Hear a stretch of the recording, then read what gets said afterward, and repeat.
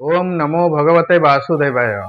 प्रिय दर्शक बंधु, मु आपणको मोर यूट्यूब चैनल नया प्रकाश को स्वागत करुछि। आसंतु जानिबा एप्रिल 2025 रे कन्या राशि व्यक्ति विशेषंकर समय किपरि जीव। कन्या राशि अधिपति ग्रह हेउछन्ति बुध, जे कि सप्तम रे अछन्ति। प्रथम रे अछन्ति केतु, सप्तम रे रवि, बुध, शुक्र, शनि, राहु अछन्ति। नवम रे बृहस्पति अवस्थान करछन्ति एवं एकादश रे मंगल एप्रिल 5 तारिख पर अवस्थान करेंगे। आसतु जानिबा कन्या राशि व्यक्ति विशेषंकर एप्रिल 2025 रे स्वास्थ्य अवस्था किपरि रहिबो। आपणकर राशि अधिपति बुध सप्तम रे अछन्ति, मात्र तांको सहित शनि एवं राहु मध्य अवस्थान करुछन्ति। तेणु एही मासरे आपणकर टिके मेंटल स्ट्रेस रहिबो, हेडेक रहिबो, माइग्रेन रहिबो, स्किन इन्फेक्शन एवं एलर्जी रहिबो। एहा व्यतीत ओभरऑल आपणकर स्वास्थ्य एही मासरे ठीक रहिबो। शिक्षा बा एजुकेशन आसंतु जानिबा एप्रिल 2025 रे कन्या राशि व्यक्ति विशेषंकर शिक्षा बा एजुकेशन क्षेत्र रे किपरि समय रहिबो। आपणकर पंचमाधिपति शनि सप्तम रे अछन्ति, तांको सहित बुध एवं शुक्र अवस्थान करुछन्ति।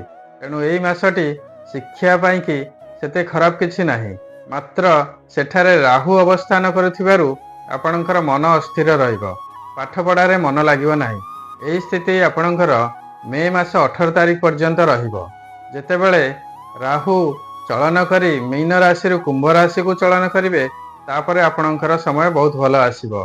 किंतु एप्रिल 14 तारिख जेतेबेले रवि मेष राशि रे चलन करी उच्चस्थ हेबे, तापरे आपणकर समय किछि भलो आसी पारे। आसंतु जानिबा एप्रिल 2025 रे कन्या राशि व्यक्ति विशेषंकर लव रिलेशनशिप किपरि रहिबो। आपणकर पंचमाधिपति शनि सप्तम रे अछन्ति, तांको सहित शुक्र मध्य अवस्थान करुछन्ति। तेणु एही मासटी आपणकर लव रिलेशनशिप रे बहुत भलो रहिबो। आपणकर सप्तमाधिपति बृहस्पति नवम रे अछन्ति, तेणु ए समय लव रिलेशनशिप रे बहुत भलो रहिबो। किंतु जेहेतु शनि सहित राहु अवस्थान करुछन्ति, आपणकर टिके मेंटल स्ट्रेस रही पारे, मानसिक स्तर रे टिके आपण अस्थिर रही पारंती। तेणु मन को शांत रखंतु, मन उपरे कंट्रोल रखंतु। ए समय आपणकर बहुत भलरे जीवो। वैवाहिक जीवन बा मैरिड लाइफ आसंतु जानिबा एप्रिल 2025 रे कन्या राशि व्यक्ति विशेषंकर वैवाहिक जीवन किपरि रहिबो। आपणकर सप्तमाधिपति बृहस्पति नवम रे अछन्ति, सप्तम रे शुक्र उच्च अछन्ति, तांको सह बुध मध्य अवस्थान करुछन्ति। तेणु एही मासटी आपणकर मैरिड लाइफ बहुत भलरे अछि। किंतु आपणकर सप्तम स्थान रे जेहेतु 5टी ग्रह अवस्थान करुछन्ति, टिके मानसिक स्तर रे आपण अशांत रहिबे, मानसिक टेंशन रहिबो। तेणु निज मन को कंट्रोल करंतु, समय भलरे जीवो। एप्रिल 14 तारिख रे जेतेबेले रवि मेष को उच्चस्थ हेबे, तापरे आपणकर समय आउरी भलो पड़िजिवो। आसंतु जानिबा एप्रिल 2025 रे कन्या राशि व्यक्ति विशेषंकर भाग्य किपरि रहिबो। आपणकर नवम रे बा भाग्य स्थान रे बृहस्पति अवस्थान करुछन्ति। शुक्र जे कि आपणकर भाग्याधिपति एवं धनाधिपति से सप्तम रे उच्चस्थ अछन्ति, तांको सहित आपणकर राशि अधिपति बुध मध्य अवस्थान करुछन्ति। तेणु आपणकर भाग्य एही मासरे बहुत भल स्थिति रे अछि। आपण जहाँ भी कार्य करिया को चाहती आपण करंतु, शुभ निश्चय हेबो। बाकी रहिला राहु जे कि आपणकर मन को अस्थिर करिवो। आपण मन को स्थिर करिया पई कि ध्यान, योग एवं प्राणायाम इत्यादि करंतु, मन को स्थिर करी कार्य करंतु।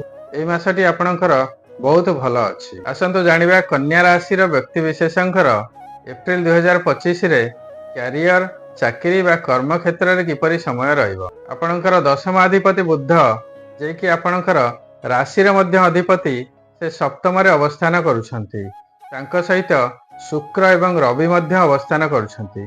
शुक्र उच्चस्थ अछन्ति।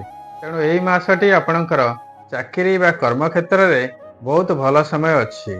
एप्रिल 14 तारिख रे जेतेबेले रवि मेष राशि को गोचर करी उच्चस्थ हेबे, आहुरी भलो समय पड़िबो। तेणु कर्म क्षेत्र रे, चाकरी रे बा कैरियर पॉइंट ऑफ व्यू एही मासटी आपणकर बहुत भलो अछि। एही स्थान रे जेहेतु राहु एवं शनि अवस्थान करुछन्ति, से किछि आपणकर मानसिक स्तर रे अस्थिरता प्रदान करिवे। ମାନସିକ ସ୍ତରରେ ଟେନସନ୍ କ୍ରିଏଟ୍ କରିବେ। ତେଣୁ ଆପଣ ଆପଣଙ୍କର ମନକୁ ଶାନ୍ତ କରନ୍ତୁ। ନିଜର ବସ୍ ସହିତ ଆର୍ଗୁମେଣ୍ଟ ଲେବୁଲକୁ ଯାଆନ୍ତୁ ନାହିଁ। ଆପଣଙ୍କର ବଚନରେ କଣ୍ଟ୍ରୋଲ କରନ୍ତୁ। ଏହି ମାସଟି ଆପଣଙ୍କର କ୍ୟାରିୟର ବା ଚାକିରି କ୍ଷେତ୍ରରେ ବା କର୍ମକ୍ଷେତ୍ରରେ ବହୁତ ଭଲରେ ସମୟ ଯିବ। ଆସନ୍ତୁ ଜାଣିବା କନ୍ୟା ରାଶିର ବ୍ୟକ୍ତିବିଶେଷଙ୍କର ଏପ୍ରିଲ 2025ରେ ବିଜନେସ୍ ବାଣିଜ୍ୟ ବ୍ୟବସାୟ କ୍ଷେତ୍ରରେ ସମୟ କିପରି ରହିବ। ଆପଣଙ୍କର ରାଶିର ଅଧିପତି ଯିଏକି ଆପଣଙ୍କର କର୍ମାଧିପତି ମଧ୍ୟ ବୁଧ ଶୁକ୍ରଙ୍କ ସହିତ ଅବସ୍ଥାନ କରିଛନ୍ତି। ଶୁକ୍ର ଉଚ୍ଚସ୍ଥ ଅଛନ୍ତି।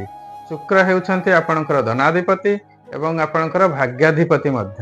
ତେଣୁ ଏହି ମାସଟି ଆପଣଙ୍କର ବିଜନେସ୍ ପଏଣ୍ଟ ଅଫ୍ ଭ୍ୟୁ ବା ବାଣିଜ୍ୟ ବ୍ୟବସାୟ ପାଇଁ ବହୁତ ଶୁଭ ସମୟ ଅଛି। ଏପ୍ରିଲ 14 ତାରିଖରେ ଯେତେବେଳେ ରବି ମେଷକୁ ଗୋଚର କରି ଉଚ୍ଚସ୍ଥ ହେବେ ଆହୁରି ମଧ୍ୟ ଭଲ ସମୟ ଆସିବ। କନ୍ୟା ରାଶିର ଘାତବାର ହେଉଛି ଶନିବାର, ଘାତ ଚନ୍ଦ୍ର ହେଉଛି ମିଥୁନ ଚନ୍ଦ୍ର, ଘାତ ତିଥି ହେଉଛି ଅଷ୍ଟମୀ ତିଥି ଏବଂ ଘାତ ନକ୍ଷତ୍ର ହେଉଛି ଶ୍ରବଣ ନକ୍ଷତ୍ର।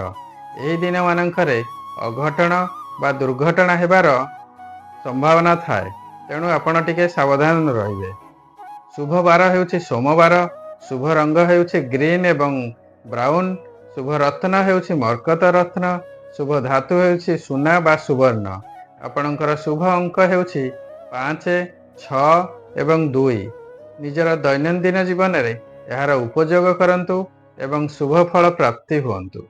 ଆସନ୍ତୁ ଜାଣିବା କନ୍ୟା ରାଶିର ବ୍ୟକ୍ତିମାନେ ଏପ୍ରିଲ 2025ରେ କ'ଣ ପ୍ରତିକାର ଗ୍ରହଣ କରିବା ଉଚିତ। ଆପଣଙ୍କର ବୁଧ ହେଉଛନ୍ତି ରାଶିର ଅଧିପତି, ସେ ମଧ୍ୟ କର୍ମାଧିପତି। ସେ ମୀନରେ ନିଚସ୍ଥ ଅଛନ୍ତି। ତେଣୁ ତାଙ୍କର ପ୍ରତିକାର ଅତ୍ୟନ୍ତ ଆବଶ୍ୟକ। ପ୍ରତ୍ୟେକ ଦିନ ବୁଧଙ୍କର ବୀଜ ମନ୍ତ୍ର ଆପଣ ଜପ କରନ୍ତୁ। ପ୍ରତ୍ୟେକ ସକାଳେ ସ୍ନାନ କଲା ପରେ ଆପଣ ସୂର୍ଯ୍ୟଙ୍କୁ ଜଳ ଅର୍ପଣ କରନ୍ତୁ। ମାର୍ଚ୍ଚ 29 ତାରିଖରୁ ଶନି ଚଳନ ପରେ ଆପଣଙ୍କର ରାଶିରେ ଶନିଙ୍କର 7.5 ଆରମ୍ଭ ହୋଇଛି। ବର୍ତ୍ତମାନ ଆପଣଙ୍କର ଶନିଙ୍କର 7.5ର ପ୍ରଥମ 2.5 ବର୍ଷ। ତେଣୁ ମାନସିକ ସ୍ତରରେ ଆପଣ ଅସ୍ଥିର ହେବେ, ମନରେ ଟେନସନ୍ ରହିବ, ଷ୍ଟ୍ରେସ୍ ରହିବ। ତେଣୁ ଶନିଙ୍କର ପ୍ରତିକାର ଆପଣ ନିଶ୍ଚୟ କରନ୍ତୁ।